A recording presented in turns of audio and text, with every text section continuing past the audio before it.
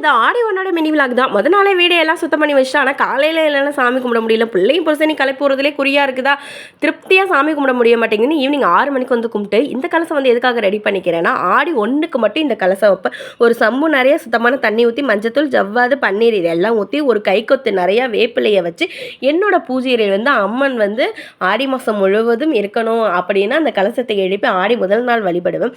அதுக்கப்புறம் என்னோட குலதெய்வ சொம்பு வந்து எப்பொழுதுமே வந்து என்னோட பூஜைகளை வச்சு வழிபடும். ஆனால் ஆடி முதல் நாள்னா அதை வந்து கொண்டு நிலைவாசல் வச்சு அந்த சொம்புக்கு என்னெல்லாம் தண்ணீர் ஊற்றி அதுக்கு தேவையான பொருட்கள் எல்லாம் சேர்த்து வாசல்லேருந்து அழைச்சிட்டு போய் என்னோட பூஜை அறையில் வச்சு வந்து வழிபடுவேன். அதுக்கு என்ன காரணம்னா, குலதெய்வம் வந்து என்னோட வீட்டில் நிரந்தரமாக வாசம் செய்யணும் அப்படிங்கிறதுக்காக நேற்று ஸ்பெஷலாக ஒன்று என்னால் வந்து நெய்வேத்தியம் பண்ண முடியல.